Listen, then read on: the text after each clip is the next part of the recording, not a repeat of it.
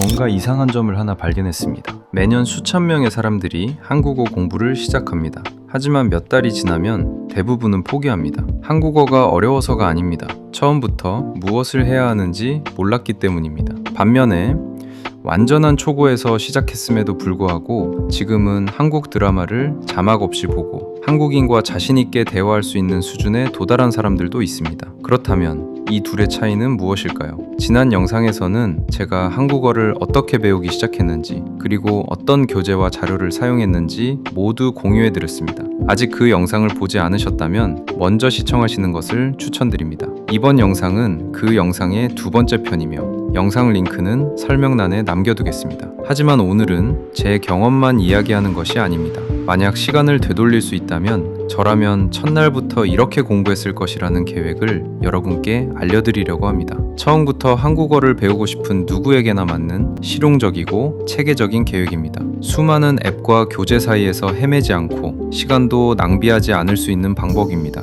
준비되셨다면 바로 시작해보겠습니다.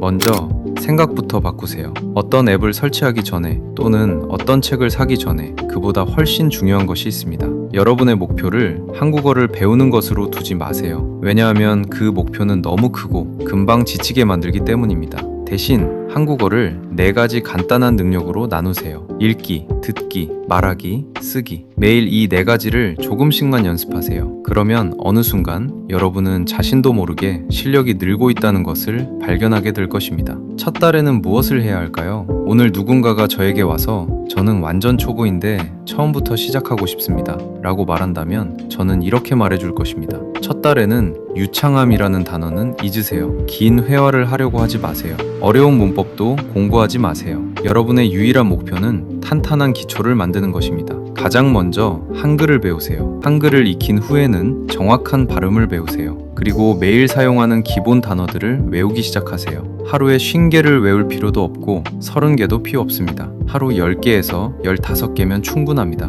속도보다 더 중요한 것은 꾸준함입니다. 초보자에게 추천하는 최고의 자료. 이제 여러분은 이렇게 물어볼 수도 있습니다. 그럼 무엇으로 공부하면 되나요? 솔직히 말씀드리면 초보자들이 가장 많이 하는 실수는 하루에 수십 개의 앱을 다운로드하는 것입니다. 하지만 결국 그중 제대로 사용하는 것은 거의 없습니다. 그래서 저는 각 분야마다 하나의 자료만 추천드리겠습니다. 한글을 배우고 올바르게 쓰는 연습을 하고 싶다면 라이릿 코리안을 추천합니다. 매우 간단하면서도 직접 글자를 써보며 자연스럽게 익힐 수 있기 때문입니다. 그리고 체계적으로 한국어를 배우고 싶다면 턱투미 인 코리안을 추천드립니다. 반드시 레벨 1부터 시작하세요. 쉬워 보여도 중간부터 시작하지 마세요. 기초를 제대로 다지는 것이 나중에 훨씬 빠르게 성장하는 가장 중요한 비결입니다. 하루 공부 계획은 이렇게 하세요. 많은 분들이 저에게 묻습니다. 하루에 몇 시간 공부하셨나요? 하지만 사실 중요한 것은 공부 시간이 아닙니다. 가장 중요한 것은 꾸준함입니다. 만약 제가 오늘 다시 처음부터 시작한다면 제 하루는 이렇게 보낼 것입니다. 20분은 복습, 20분은 새로운 단어, 30분은 교재 공부, 20분은 듣기 연습, 그리고 10분은 소리 내어 읽기 연습. 총 1시간 30분 정도입니다. 만약 그만한 시간이 없다면 하루 30분이라도 괜찮습니다. 일주일에 한 번 3시간 공부하는 것보다 매일 30분씩 하는 것이 훨씬 효과적입니다. 한국어를 해야 하는 숙제가 아니라 매일의 습관으로 만들어 보세요. 어떻게 한국어를 유창하게 말할 수 있을까요? 아마 이것이 제가 가장 많이 받는 질문일 것입니다. 어떻게 하면 한국어를 유창하게 말할 수 있나요? 사실 많은 사람들이 한 가지를 잘못 생각하고 있습니다. 유창함은 말하기부터 시작되는 것이 아닙니다.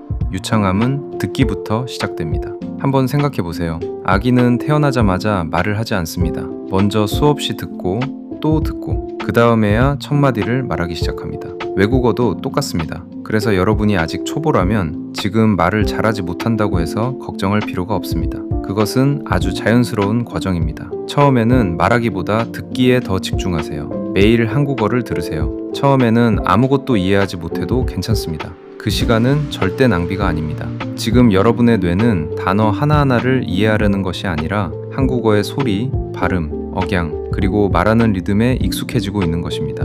몇 주가 지나면 늘 듣던 단어들이 귀에 들리기 시작할 것입니다. 그리고 조금씩 짧은 문장도 이해하게 될 것입니다. 그때가 되면 다음 단계로 넘어가세요. 문장을 외우기만 하지 마세요. 반드시 소리내어 따라 말하세요. 한 문장을 들었다면 잠시 멈춘 뒤 한국인처럼 그대로 따라해보세요. 발음뿐만 아니라 억양과 말하는 방식까지 최대한 따라해보세요. 이 습관 하나만으로도 여러분의 말하기 실력은 크게 달라질 것입니다. 그리고 그 다음 단계입니다. 이제 직접 말하기를 시작하세요. 실제 한국인과 대화하지 않아도 괜찮습니다. 저는 챗GPT의 음성 대화 기능을 추천드립니다. 한국어 선생님처럼 대화해달라고 요청하고 내가 하는 모든 실수를 고쳐달라고 하세요. 처음에는 5분이면 충분합니다.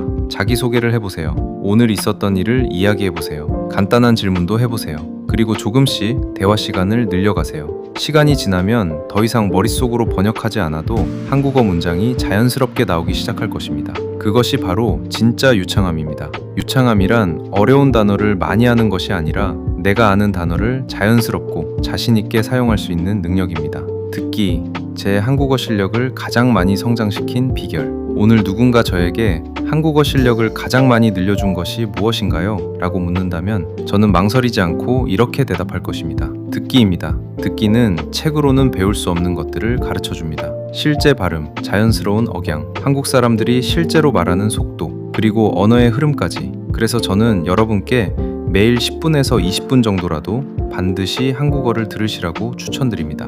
여기서 중요한 것은 모든 단어를 이해하는 것이 아닙니다. 여러분의 귀를 한국어에 익숙하게 만드는 것입니다. 그렇게 계속 듣다 보면 어느 날 갑자기 예전에는 전혀 들리지 않던 문장들이 자연스럽게 들리기 시작할 것입니다. 그리고 한 가지 말씀드리고 싶은 것이 있습니다. 앞으로 제 채널에서는 초보자를 위한 한국어 팟캐스트도 업로드할 예정입니다. 아주 쉬운 단계부터 시작해서 조금씩 난이도를 높여갈 계획입니다. 여러분이 부담 없이 듣기 연습을 할 수 있도록 준비하고 있으니 많이 기대해 주세요. 여러분은 이 실수를 하지 않았으면 합니다. 제가 처음 한국어를 공부할 때 괜히 시간을 낭비했던 것들이 있습니다. 새로운 앱만 계속 찾는 것, 교재를 자꾸 바꾸는 것, 단어만 외우고 사용하지 않는 것, 실수할까봐 말하지 않는 것. 이 네 가지만 피하셔도 훨씬 빠르게 성장할 수 있습니다. 그리고 꼭 기억하세요. 지금 한국어를 아주 잘하는 사람도 처음에는 안녕하세요조차 제대로 말하지 못했던 초보자였습니다. 여러분도 충분히 할 수 있습니다. 포기하지만 않는다면 말입니다. 제가 추천하는 일주일 공부 계획. 한국어 공부를 어떻게 계획해야 할지 모르겠다면 이렇게 해보세요. 토요일부터 목요일까지는 매일 10에서 15개의 새로운 단어를 배우세요. 기존 단어를 복습하세요. 교재는 하루에 한 과씩 공부하세요. 15분에서 20분 정도 듣기 연습을 하세요. 그리고 챗GPT와 5분에서 10분 정도 직접 대화해보세요. 금요일에는 새로운 내용을 배우지 마세요. 그 대신 한 주 동안 공부했던 모든 내용을 천천히 복습해보세요. 이 계획을 몇 달 동안 꾸준히 실천한다면 분명 지금과는 전혀 다른 실력을 갖게 될 것입니다. 마무리, 아직 1편을 보지 않으셨다면 설명란에 링크를 남겨두었으니 꼭 먼저 시청해보세요. 앞으로는 한국어 학습 영상뿐만 아니라 초보자를 위한 한국어 팟캐스트도 계속 업로드할 예정입니다. 여러분과 함께 처음부터 차근차근 성장해 나가고 싶습니다. 마지막으로 댓글로 남겨주세요. 여러분이 한국어를 공부하면서 가장 어렵다고 느끼는 것은 무엇인가요? 그리고 다음에는 어떤 영상을 보고 싶으신가요? 여러분의 의견을 모두 읽고 가장 많이 요청해주신 주제로 다음 영상을 준비하겠습니다. 오늘 영상이 도움이 되셨다면 좋아요와 구독 부탁드립니다. 그럼 다음 영상에서 다시 만나요. 천천히 가도 괜찮습니다. 중요한 것은 속도가 아니라 끝까지 꾸준히 계속하는 것입니다.